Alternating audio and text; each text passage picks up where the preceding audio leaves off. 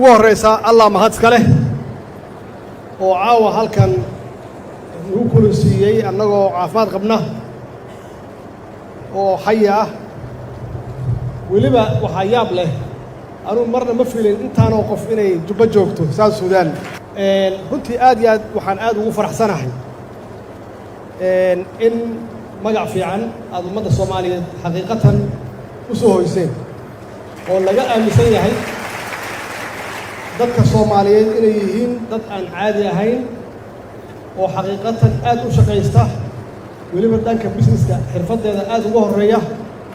waa wax runtii lagu faano waxa ceeb ah haddii la yiraahdo dadka Soomaalida ah waa tuugsadaan ama waa tuugo laakiin haddii la leeyahay dadka Soomaaliyeed waxay ku tartamaan dhaqaalaha iyo shaqada wax ka fiican oo laga sheegi karo maba jirtaba marka aad iyo aad ayaan ka mahadcelinayaa madaxweynaha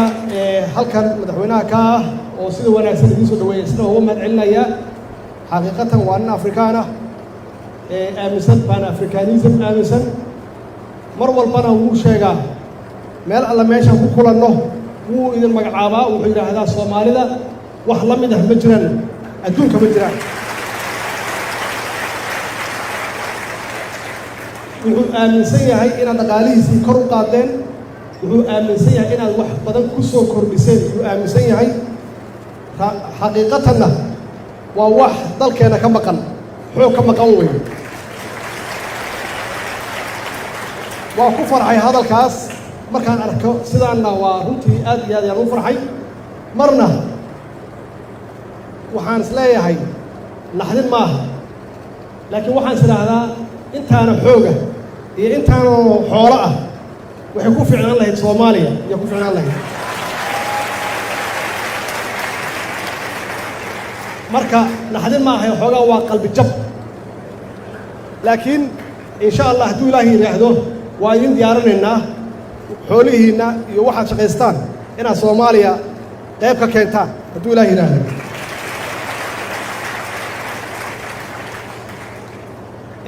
waxaan rabaa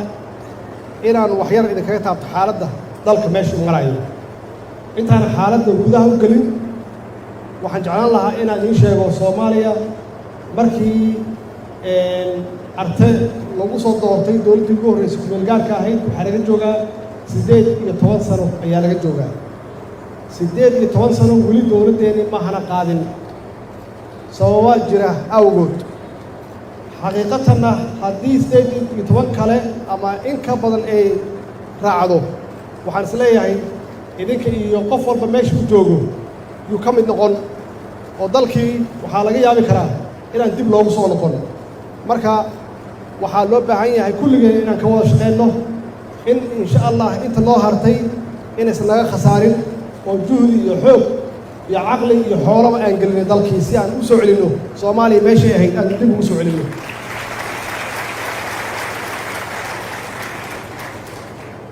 waxaan rabaa inaan idiin sheego sababta meeshaan Soomaaliya gaarsiiyey oo ay u hana qaadi weyday yaan rabaa inaan idiin sheego dadka dowladda soo gala ama siyaasadda soo gala waa laba qaybood adduunka meel kasta ay joogaan weliba annagu aan ugu darannahay oo dalkeena uu burbur oo macnaha burbur dheer uu soo maray laba dad yaa soo gala siyaasadda iyo dowladnimada khaasatan doorashooyinka laga bilaabo xildhibaan ilaa meesha ugu sarreysa oo madaxweynaha ah adduunkoo dhan waxay ka siman yihiin labada fakar waa laba fakar oo iska soo horjeeda weyn fakar wuxuu yahay qofka soo galaya siyaasadda wuxuu u soo galayaa dan shakhsi ah iyo inuu wax ka qabsado marka horeba waxaa ku qafilan meesha keliya aad wax ka heli karto waa siyaasadda dhexdeeda ama dowladda dhexdeeda macnaheeda ninkaasi wuxuu wataa dan shakhsi ah ayuu wataa danihiisa Soomaaliya dhexdeeda markay tahay marka wuxuu ku horumarin karaa qabyaalad iyo qabiil sida idinka aad isaga diideen halkan oo aad noo sheegteen inay qabyaalad meeshaan uusan ka jirin iyo gobolays ninkaas danaysiga danaystaha ah ama danleyda ah markuu soo galo siyaasadda wuxuu fiirinayaa xaaladda ilaa markii hore waxaa ku qafilan inuu meesha xoolo ka helo ama xil ka helo uma soo gelin meeshaan inuu wax ku daro oo wax u qabto dalka ama ha helo xoolo ama ha helo xil waxaa marka hore ku borogramsan meeshaan waa meesha keliya aad ku xoolaysan lahayd markuu fiiriyo xaaladda jirta marka weliba khaasatan soomaaliya waxay u nugushahay qabyaalad iyo qabiilka maxaa yeelay dadkeenu dad aad u fiican weeye qulub ahaantooda caadifadda aad noogu badan waana issoo laynay oo dadkii waa la kala fogeeyey waa la kala irdhoobay dhibaatooyin badanaa dadka kala gaaray marka qofku sensitive wuxuu u yahay reer hebel ninkan xun oo siyaasadda ku soo biirayna waa meesha uu rabo inuu ka kallumaysto meeshaas way meesha uu dhibaatada ka abuuraya marka uu leeyahay annagoo reer hebel yaana necab horta aan isdifaacno aan iska celino markaas wuxuu samaystay garab uu ku galo systemka markuu qofkaasi qabyaaladii isticmaalo hadda xaqiiqatan qabiil iyo qaranna ma wada shaqayn karaan iskumana dhex jiri karaan marka ninkaasi wuxuu u soo galay siyaasadda burburka soomaaliya u soo galay burburka dalka u soo galay burburka iyo xumeynta siyaasadda u soo galay hadallada la isticmaalo waxaa ka mid a marka siyaasaddu cibaado ma aha masaajid ma aha siyaasaddu masaajid ma aha haddaad maqashaan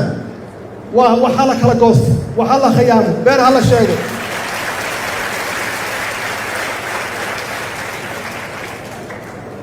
macnaheedu waxay tahay moral ma jiro hadduu ku yidhi anugu masaajid qofka kuma jiro bannaankan ka joogaa macnaheedu wuxuu ku jiraa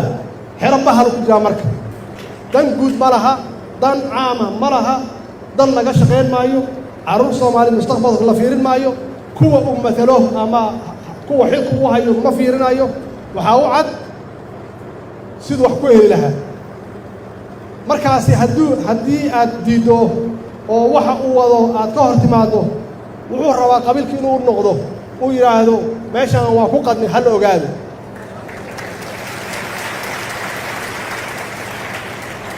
ma dhahayo anaa qaday ma dhahayo ee waxaa la isiiye ma dhahayo wuxuu leeyahay beesha dhan waa qatanta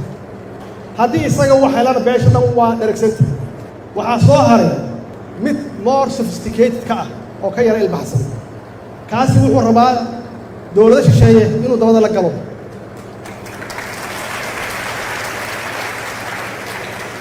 wuxuu hadalkaaga bilaabayaa dowlad heblaaya ay wadataa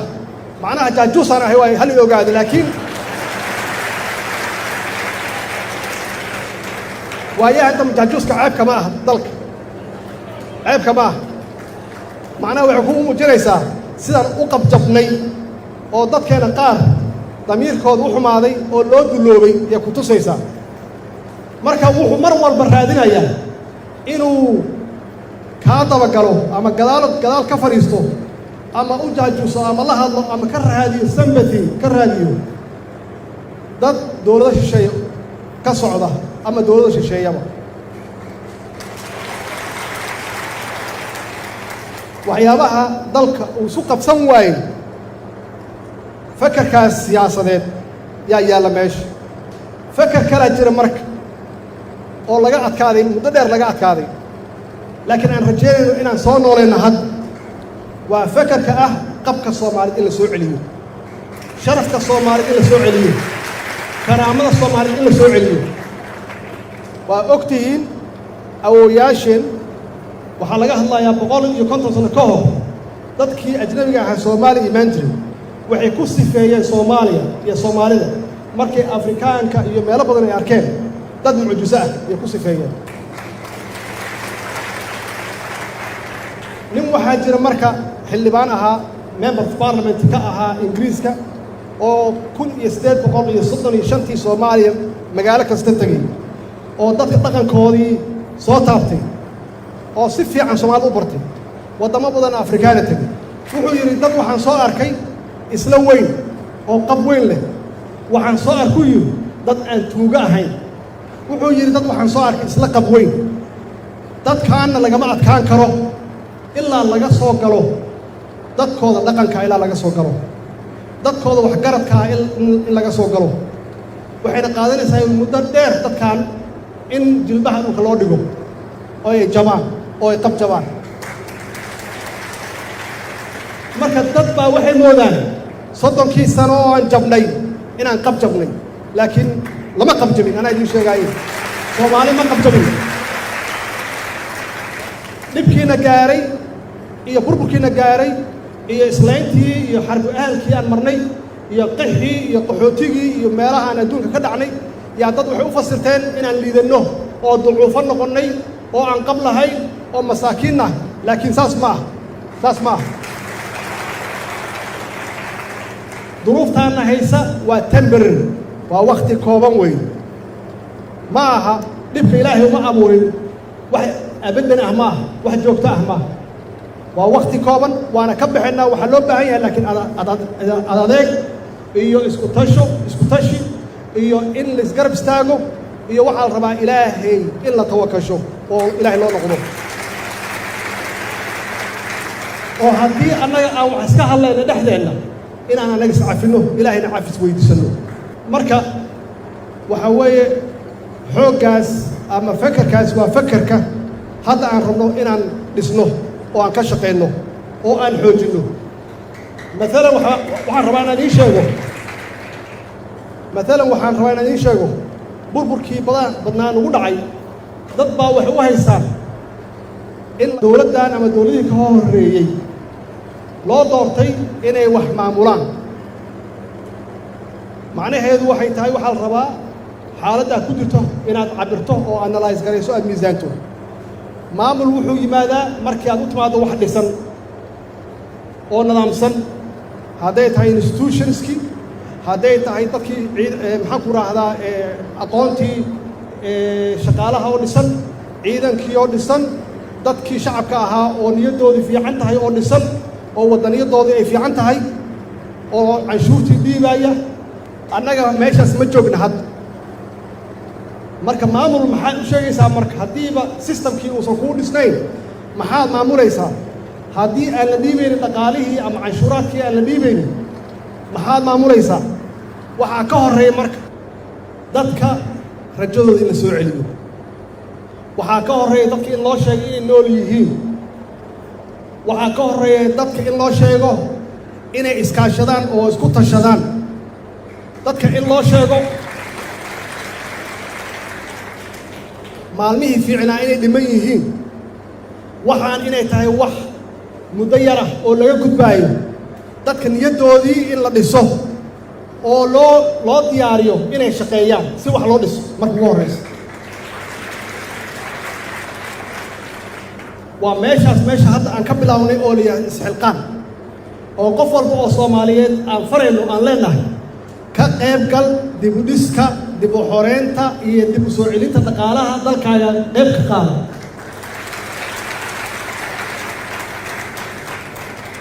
isxilqaan waxaa qayb ka ah in dadka aan u sheegno Soomaalida waxay ahaan jireen. waxaan idiin sheegayaa marka aniga aan la kulmo madax waxay ka hadlaan Soomaali siday ahaan jirtay. xaqiiqatan waxay siisaa niyadda ay dhistaa. meeshaan Afrika kaga jirnay,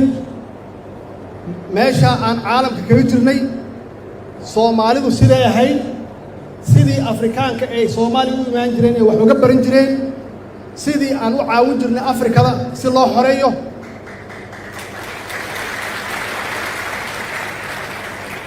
dadkeedii waa kuwaan meel fog ma jiraan, waa nool yihiin. in la yidhaahdo marka dadkaas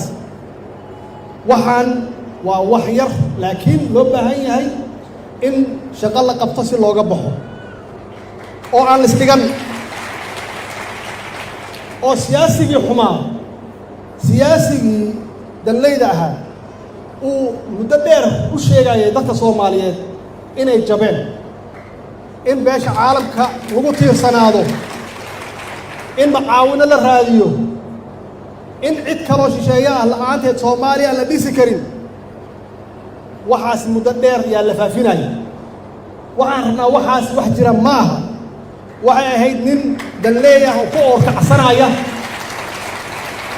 maslaxadiisa shakhsiga ah. maxaa yeelay isagiibaa wuxuu yahay jaajuus wuxuu rabaa dadka u dhan inuu jaajus ka wada dhigo marka inaan soo celinaan nidhaahno ninkaas wuu khaldanaa si xun wax u raadiyo marka waa inay timaado balansigii marka inaan helno dadkii fiicnaa inay systemka soo galaan si ay u balance gareeyaan dadkii muddada dheer systemka ku jiray oo sida khaldan u fakaraaya dadka sida khaldan u fakaraaya iyaga naftooda inaan u sheegno aan nidhaahno ka toobad keena wixii hore way xumaayeen 18 sanaan waxaan ku jirnay dowlad ku meel gaaray dowlad rasmi ah ilaa hadda waa istaagi la'ana maxaa yeelay wixii aad ka shaqaynayseen ma shaqaynin saas darteed waa inaan jidkii bedelno jidkaas jid xun buu ahaa waa ku istaagi weynay sharafkeennii iyo karaamadeenni waa ku soo noqon waayey dhaqaalaheennii iyo ciidamadeennii iyo shaqaalihii dowladda macnaha meeshii laga rabo waa joogi waayey marka hadda walaalow intaasaan ku daba soconnee bal markaana sii oo meel fadhiiso oo indhahaaga wax ka arag indhahaaga wax ka fiirso oo intaas waa lagu daba socday bal markaan daba soco dadka adiga macnaheedu waxay tahay marka waa inay timaado dadkii fakarkaas lahaa inay systemka soo galaan waana ka shaqaynaynaa inay soo galaan systemka dadkaas noocaas hadduu ilaah yidhaahdo dadkaas wanaagsan markay yimaadaan oo maxaan idhaahdaa ammaanada ummadda wixii laga aruuriyo u ilaalinayo oo cadaalad ka shaqaynaya oo eexda iyo qaraabakiilka iyo qabyaaladda ka fogaanaya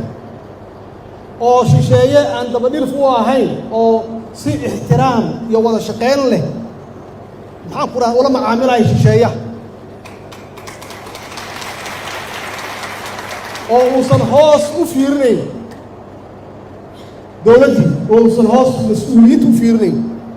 oo aan u wada hadlayno sidii dad equal ah maxaa yeelay ninkan shisheeyaha ah wuxuu ka shaqeeyaa maslaxad dowladdiisa iyo maslaxad kaluu ka shaqeeyaa waxaa la rabaa marka tiisa inaanan lagala shaqayn marka oo la yidhaahdo annaga maslaxaddeenna waa taas xaggee dhexe aan isugu imaan karnaa marka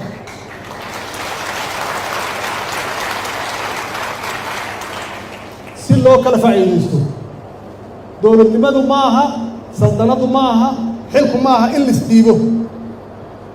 laisdhiibo ma aha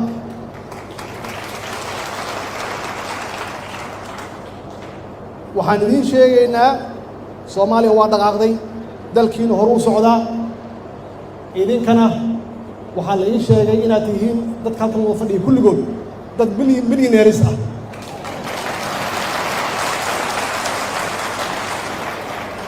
safiirka wuxuu ugu yidhi annagaa ugu liid inuu yidhi shaqaalaha safaaradda ugu liidtuu yidhi nin walboo halkan fadhiya waa iga mushaahar badan yihiin waa iga mushaahar badan yihin marka waa sharaf allah ha idin badiyo allah ha idin badiyo waa wax wanaagsan waay marka waxaan rabnaa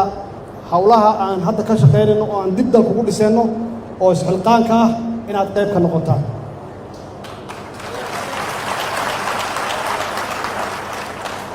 muddo yar ayaan rabnaa dalka inaan dib ugu soo celinno siduu ahaan jiray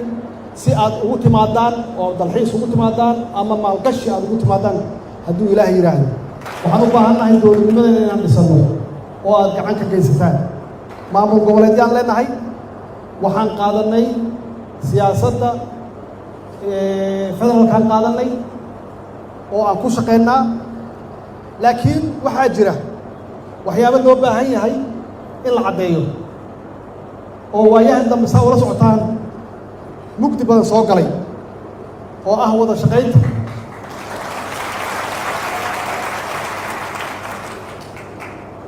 saan idiin sheegnay annaga waxaan nahay xaqiiqatan feker cusub baan hadda idiin sheegay aan ka shaqaynaa oo ah kow danta guud in laga shaqeeyo danta guud waa dastuurka in la ilaaliyo dastuurka macnihiisu wuxuu yahay bacdama aan nahay dowlad federaal ah dowladda federaalka ah waxay leedahay door waxqabad shaqay leedahay oo dastuurku uu caddeynayo maamul goboleedyaduna waxay leeyihiin shaqo degmooyinka ka hooseeyan iyagana shaqooyin ay leeyihiin shaqooyinkaasna wax isku khaldamaya ma aha xitaa haddii qofka danleyda siyaasadeed uu rabo inuu isku khaldo waxaa la rabaa majority-ga dadka in ay qabtaan oo yidhaahdaan waxaan waa dastuur laakiin caqliga suubanna wuxuu sheegayaa in la helo dowlad dhexe oo xoog leh waana federaalka saasa federaalku wuxuu yahay waa dowladda dhexaa xoog leh xoogna waxay ku leedahay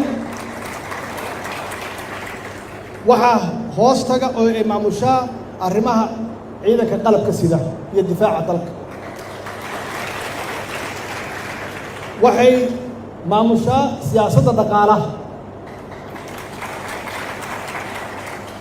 waxay maamushaa siyaasadda arrimaha dibadda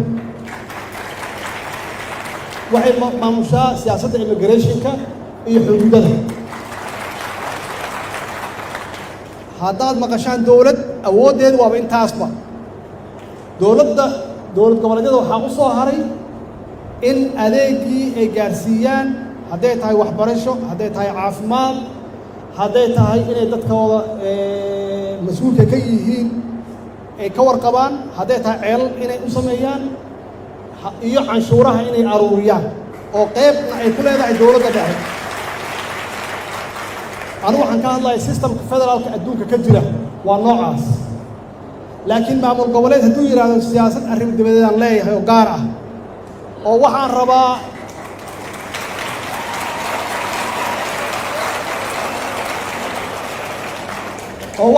socodka inaan badiyo oo meelo badan tagtago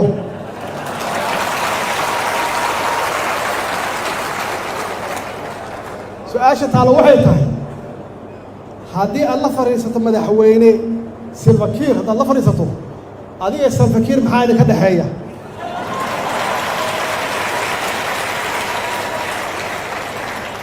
maxaa kala seexan kartaan ilaa adigu dowlad goboleeda tahay ninkan wuxuu madax ka yahay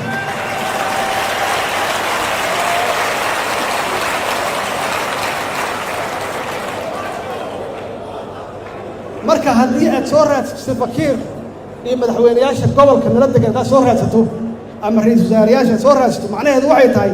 waxaad muujinaysaa dalkaaga inuu kala daadsan yahay dalkaaga inuu fowdan yahay maxaa yeelay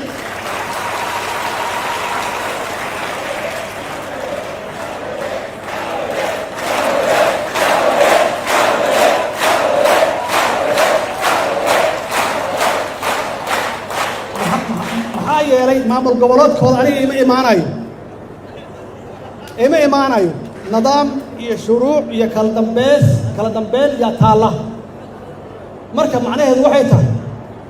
arrimo dabadeed ma yeelan karo dowlad goboleed ma yeelan karo dastuurkana waa qoraya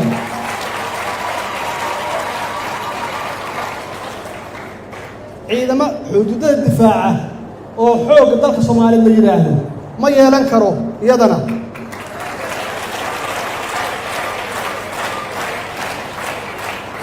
marka haddii la yidhaahdo ciidamada la aruurinaya yaa lagula dagaalaya ciidamadaas waxaan weeye arrimaha dhaqaalaha waa sidaas dowladda dhexaa iska leh monetary systemka dhaqaalaha iyo daabacaadda lacagaha iyo inflation controlkeeda in la control inflationka iyo haynta xafidaadda dhaqaalaha lacagaha dowladda dhexaa iska leh immigrationskana waana saas oo kale iyada naftigeeda meelaha laga soo galayo dalka waxa weeye waa meel dowladda dhexe ay gacanta ku hayso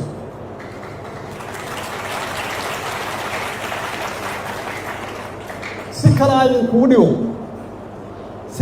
idinkugu dhigo haddii marka dowlad goboleedku uu yidhaahdo intaas anaa iska leh federaal maaha waxaan ka shaqaynayne waa confederal way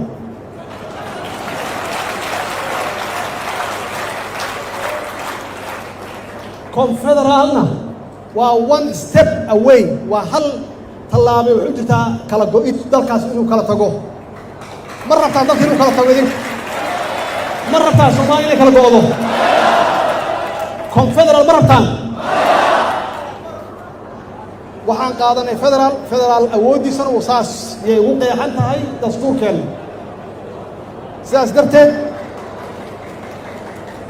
sidaas darteed waxa la isku haysto waa intaas wax kale maaha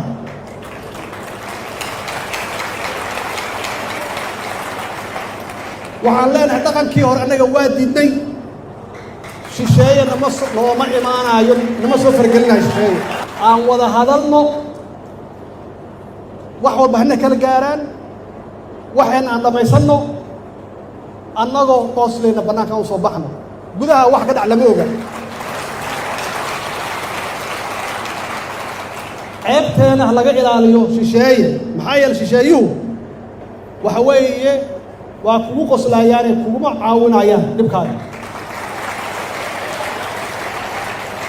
waa nagu qoslayaan waxay naga dhigayaan waa nagu maadsanayaan markay kaa tagaanna waa kaa sheekaysanaya waxay leeyihin waxaan xoolaha ah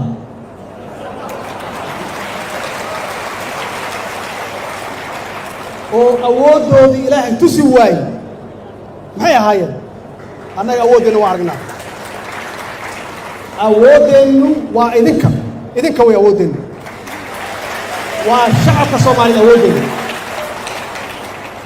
waa dhab diyaarado ma lihin maraakiibna ma lihin laakiin wixii maraakiibta samayn lahaa waa idinkaan idin haysannaa annaga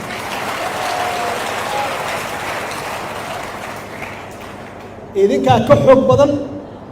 hub kasta qof kastoo haysta awood kasta qofkii sheegta shacabka soomaaliyeed iyo dowladdiisa hadday wada socdaan cid soo dhex geli karta ma laha laakiin markaan kala qaybsannahay way meesha dhibaatadu ka bilaabanayso annagu waxaan idinka ballan qaadaynaa marka waxaan idinka ballan qaadaynaa dowladnimadeennu inay la tartanto dowladaha adduunka ka jira inay la tartanto yaa ballan yaan idinka qaadayna inaan nagu faantaan ma aha inaad naga faantaan inaad nagu faantaan yaa ballan ilaahay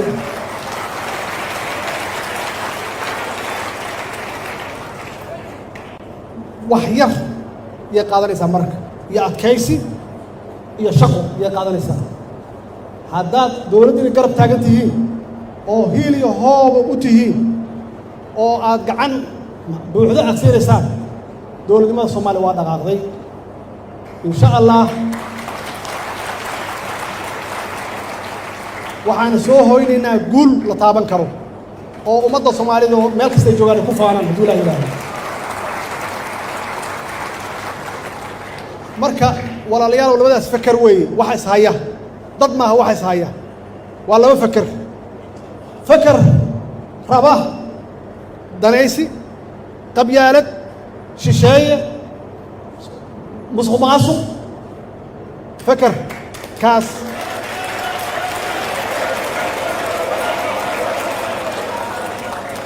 fakarka kalena wuxuu yahay waddaniyad qab soomaaliyeed dowlad wanaag cadaalad qabyaalad in laga fogaado dadka soomaaliyeed la walaaleeyo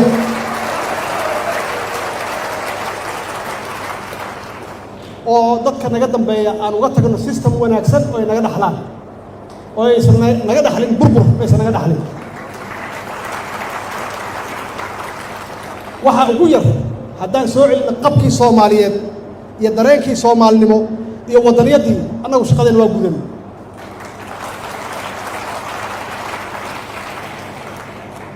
meel kasta ummadda soomaaliyeedna waxaa laga rabaa iyada naftigeeda mas-uuliyadda ma saarna laba qof dhowr qof ma saarna mas-uuliyadda cid walbay saaranta kulligiin waxaad tihiin ambassadors safiirra u tihiin soomaaliya sharafkiina inaa ilaalisaan iyo sharafka dalkiina inaa ilaalisaan annagana nala xisaabtantaan markaas nala xisaabtantaan walaalayaal hadalku waa badiyey aad iyo aad yaan runtiida kugu mahad celinayaa insha allahna waa idiin soo noqonaya hadduu ilaah yidhaahdo shaqada wanaagsan iyo horumarka shaqada wanaagsan iyo magaca wanaagsan aad soomaaliya u keenteen horay u wada shaqada wanaagsan aad waddaan iyada naftigeeda xoojiya dalkan kala shaqeeya dhinac walbaba amniga kala shaqeeya waa idin soo dhoweeyeen waxay idin siiyeen hooy marka waa inaad kala shaqaysaan dhinac walbaba inaad kala shaqaysaan si iyagana ay u horumaraan idinkana noloshiina ay u horumarto. Wasalaamu calaykum waraxmatullahi wabarakatu.